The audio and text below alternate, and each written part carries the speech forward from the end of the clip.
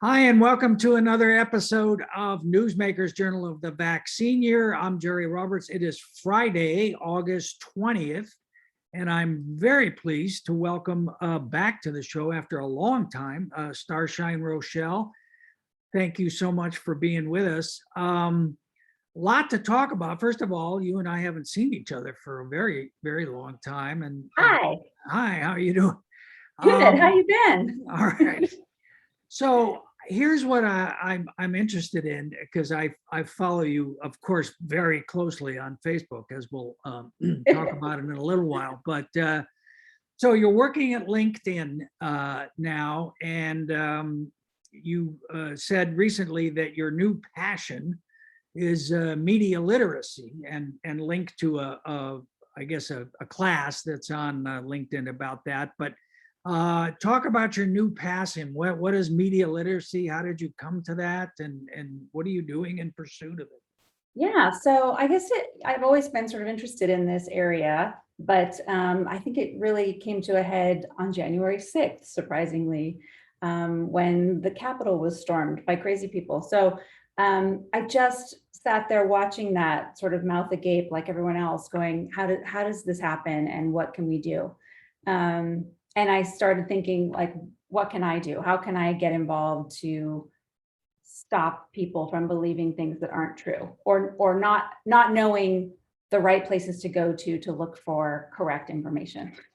I feel like this, the internet is a wonderful thing, and citizen journalism is a wonderful thing, and it's allowed all of these great things to happen, to have people being able to access an instant publisher in their hands or on their desktops.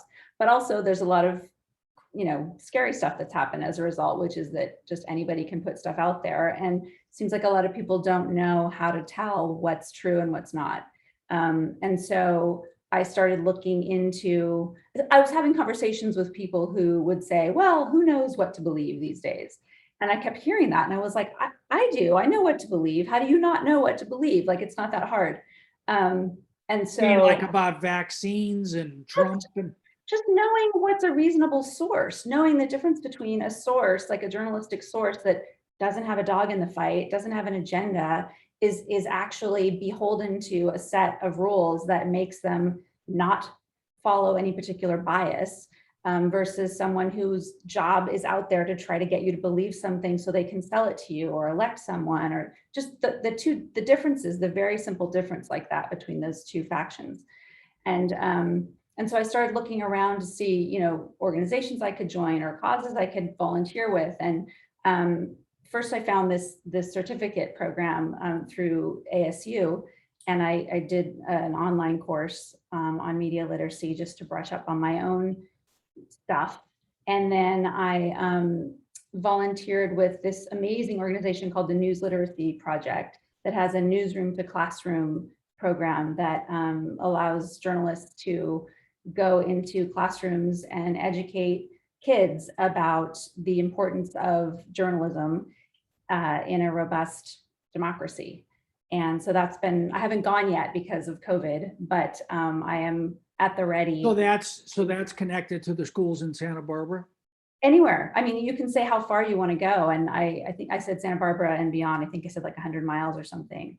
But now, I mean, I could Zoom, I guess, but there's a lot of major journalists on there who could Zoom. If somebody wanted someone to Zoom, they probably wouldn't call me. They'd probably call like someone from ABC or something that's on there. But anyway, I'm just really excited about it because I feel like, maybe it's too late for this generation, but the next generation certainly needs to know this stuff. Yeah.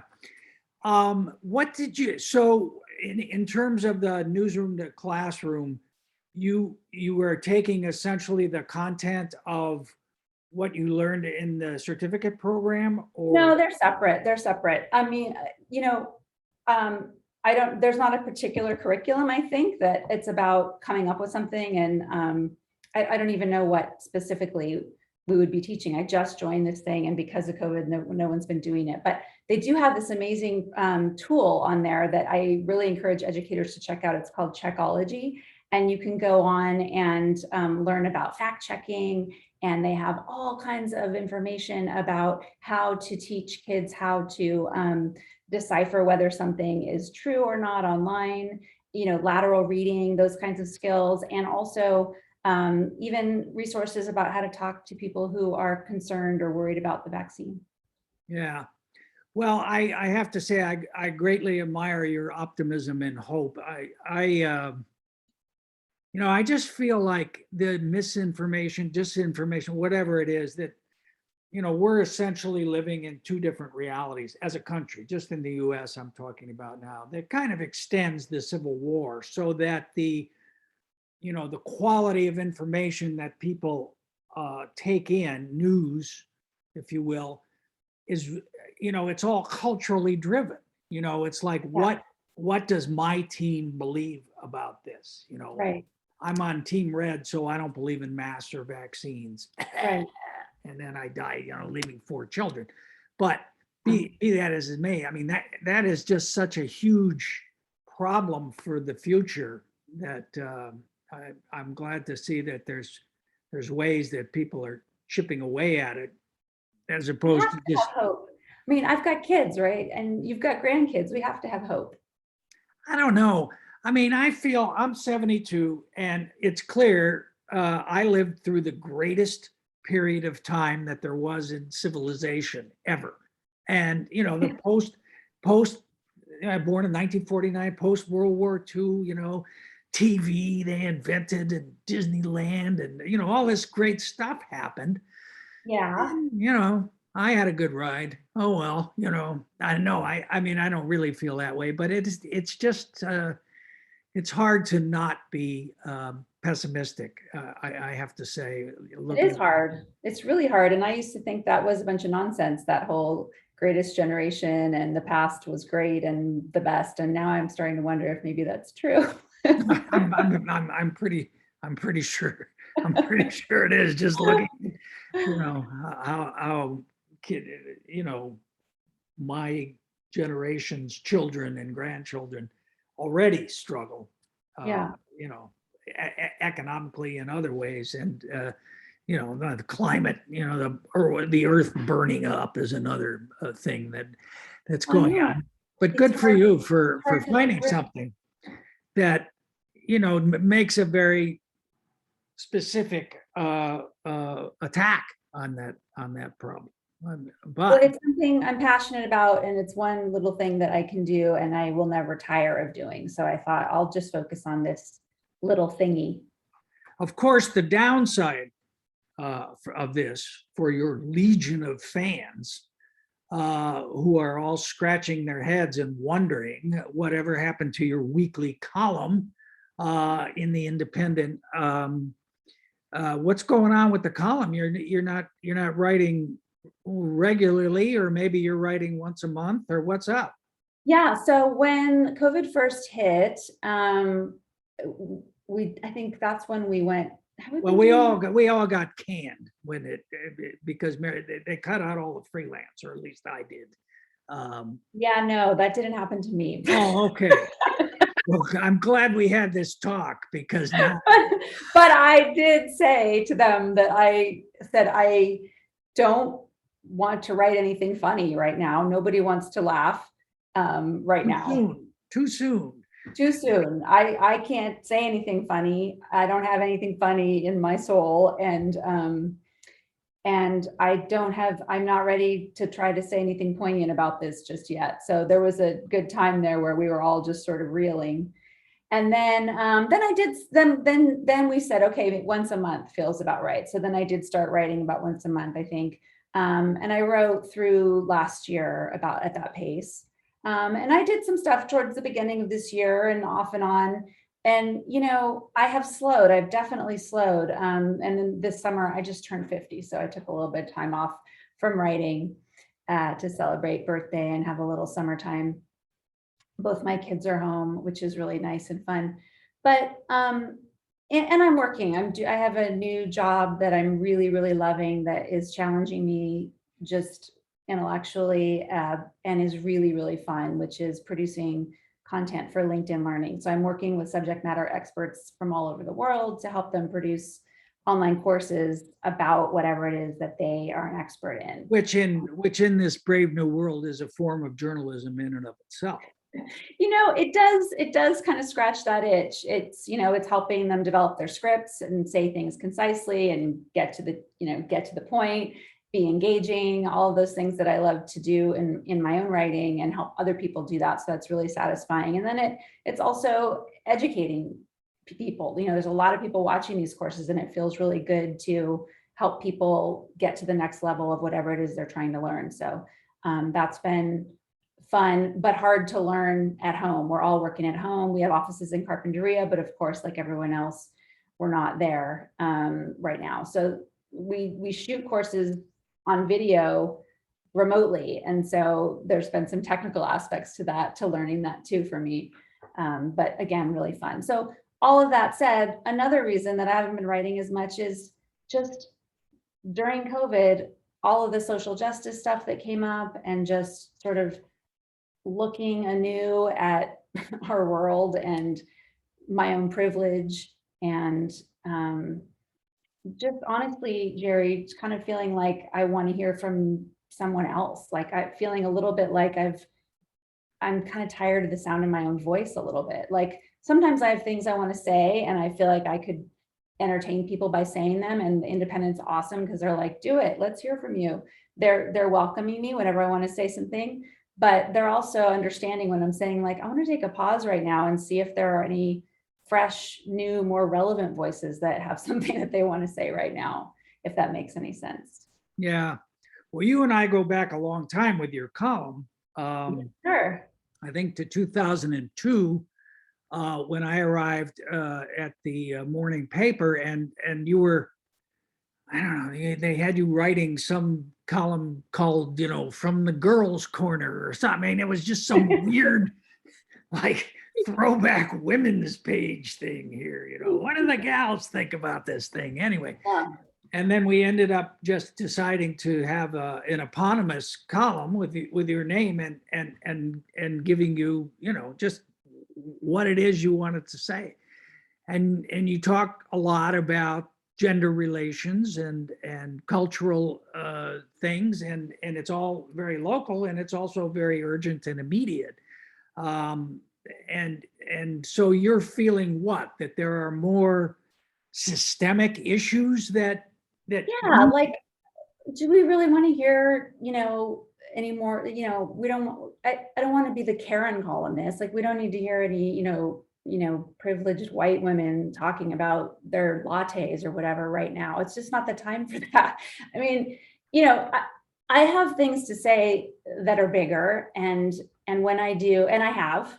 And I feel like the columns I'm most proud of are the ones where I talk about bigger world issues that have to do with, serious subjects and things like that. And people say, oh, that really moved me, or that was impactful, or whatever. And that feels good. And I hope I can continue to do that. But I don't like, God, Afghanistan, Haiti, like there's a lot going on right now. People are dying of COVID all over the place still, for God's sake.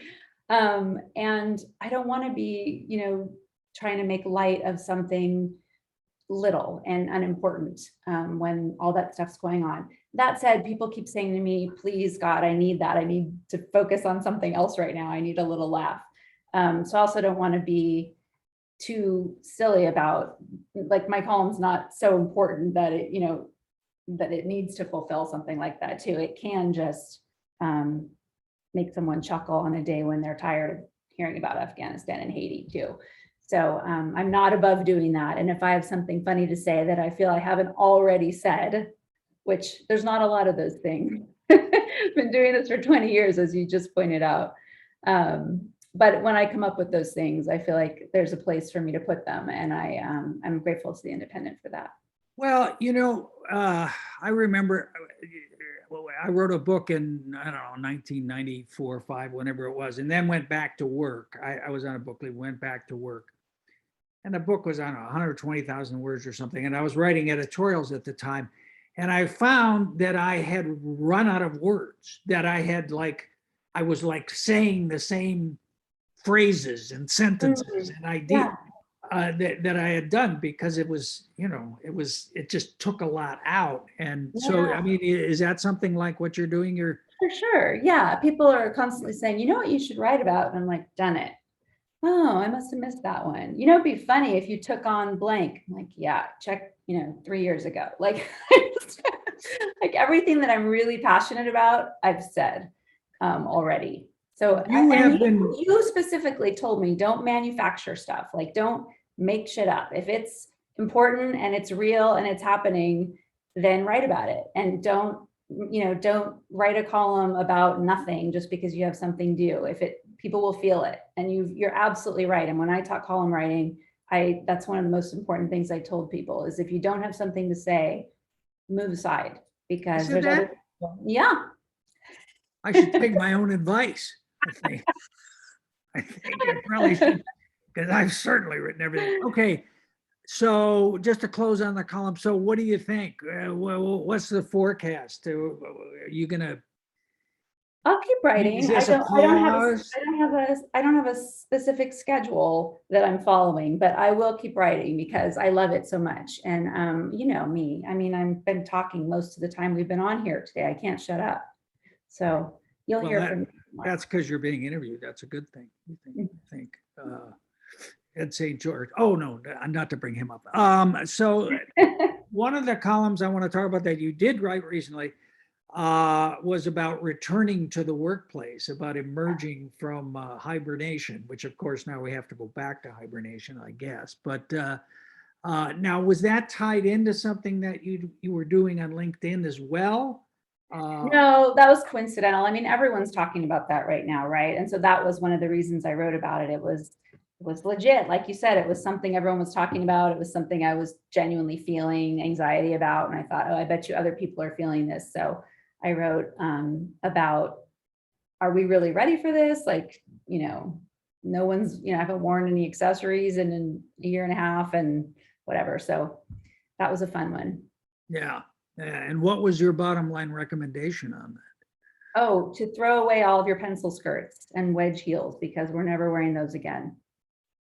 Done it. That's I'm talking to you. I'm talking to you, Jerry. I've checked that one off. Okay, good.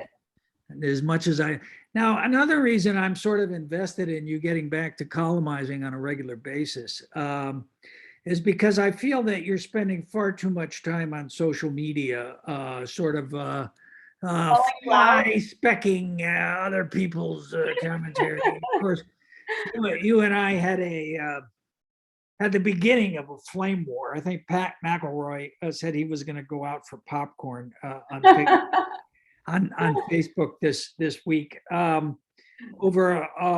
We did a last week's show. We talked about the Ed St. George, Megan Harmon issue, where he famously kind of advised her to go back to the kitchen and have children and stop doing so much. And there was a very strongly worded letter, which you signed, from the Women's Political Caucus, really condemning him for sexism and misogyny without using his name. And my point was only that, who is this guy really? I mean, he's a developer and he talks a lot. He's not a public official, he made some boneheaded comments. Are we making too much of this? And so I said, well, you wonder, the critics are rushing to their fainting couches. And you alleged this was a sexist comment on my part, something I've been saying for the last 40 years.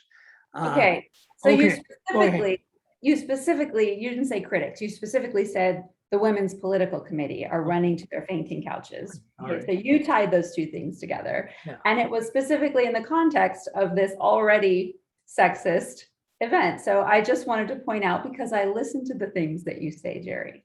I read them, I listen to them, particularly when you tag me in all of them. That you want me to, some people have asked me to stop tagging them. No, because how will I see it? No. I'm just never on social media. No, I don't want you to stop. You could subscribe to my newsletter, but I get that too. All right. Then you can't miss it. So I was gonna call you out. I was gonna say, listen, as long as you're talking about sexist comments, you should know that to equate the most powerful, and I did say broads in Santa Barbara, as condemning this, as running to their fainting couches, is dismissive of them. Yeah. Well, okay. A comment I stand by. No, I understand. I understand. And I mean, I get why you do it. You know, I try in my writing to apply those kinds of things to males and females alone, be that as it may. Here's the broader point that I'm concerned about, is that with all the emphasis on identity that we have in our culture and safe spaces and so on, you know, I worry sometimes that kind of free expression, the ability to use colorful language, or to use, you know, sort of academically correct language is endangered in a way. Not, it certainly is on the right. You know, anybody who disagrees with any single word that Trump says is, you know, is purged from the thing. But I think it also happens on the left with liberals as well. And so I found your position to be interesting because you are a content producer. You are someone who trucks in colorful language and For sure. right ways of saying and defends it in most cases. Yeah. And so I just, you know, I worry that line is slipping a little too far against, you know, freedom of expression. Yeah, I feel you on that. I mean, have you read the Coddling of the American Mind? Have you read that book? But I agree with the title. Yeah, it's a really good book, and it's all about this exact thing that you're talking about, and cancel culture and everything. And it talks about how we have been equating things that make us uncomfortable with actual harm, physical harm, like safe spaces and things like that. And I am uncomfortable with some of that, for sure. I am. And you know me, I mean, I'm, you know, the first one to lob stuff out there like you are. And I am also rather dead inside like you are. Get a lot of criticism, no problem. Like I don't really take it personally. A lot of people were texting me like, oh, you and Jerry are really in a fight. And I was like, no, that's not how that works. Like, we're just having fun.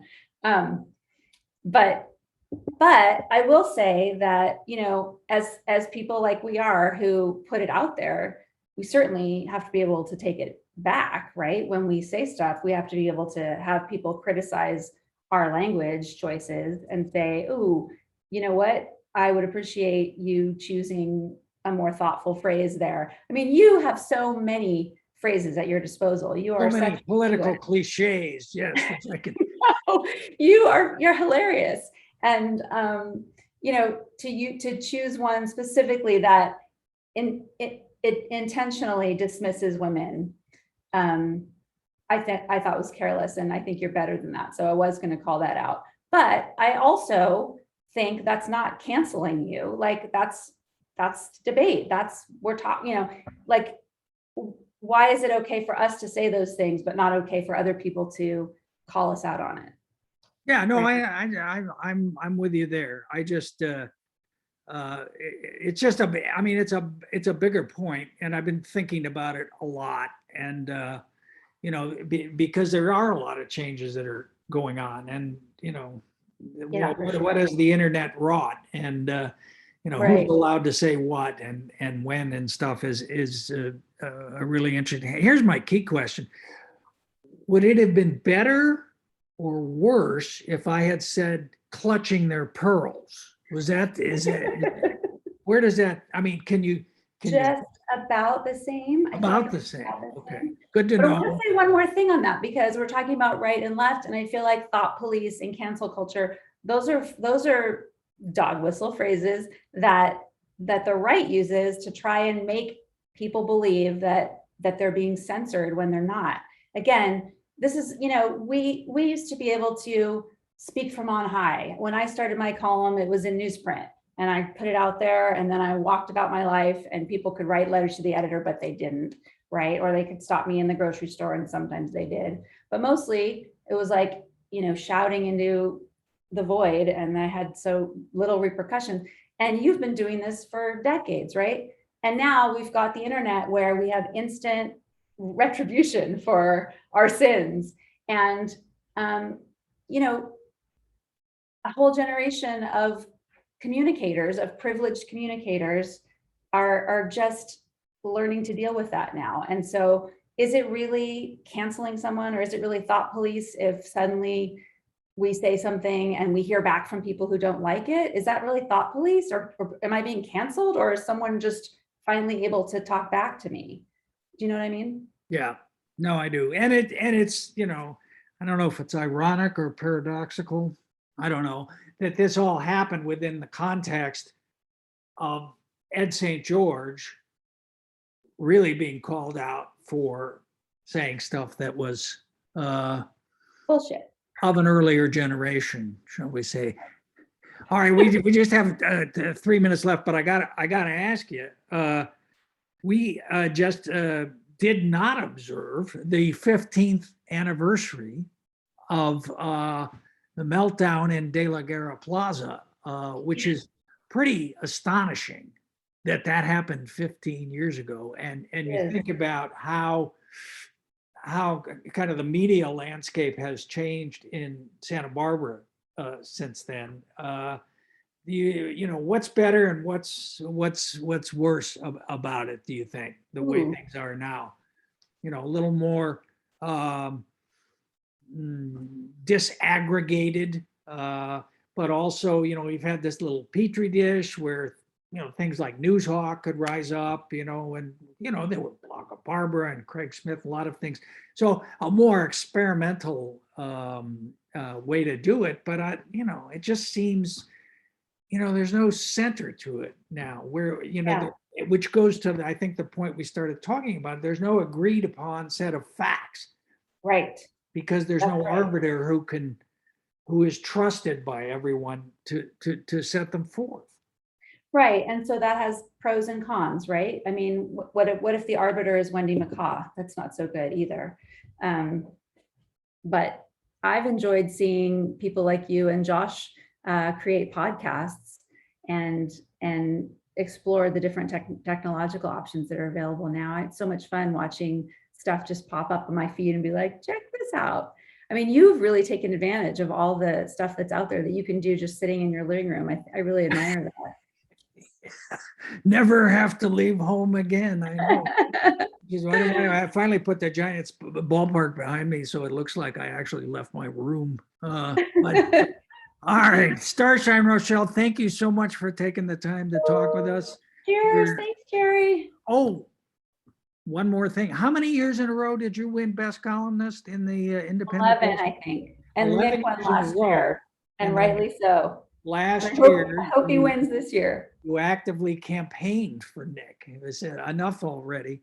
Well, I look for you to come back, and if you want to change your perspective or change your words or whatever you want to do, I've been just such a huge fan of your column for so long, and you shaped my column. I mean, you have had the most influence on my writing of anybody. Yes, by putting your name on. That's how I shaped it.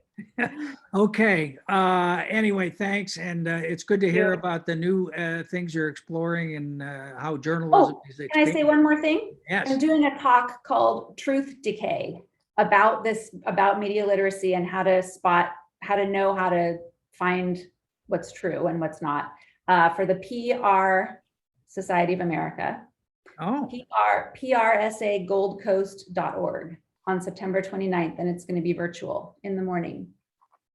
PRSA Gold Coast.org, the local chapter of the PR Society of America. That's great. Truth Decay. Okay. I mean, truth decay. Okay. All right. Misinformation once again. Thanks again, Starshine. I will talk to you soon. Take care. You too. Stay safe.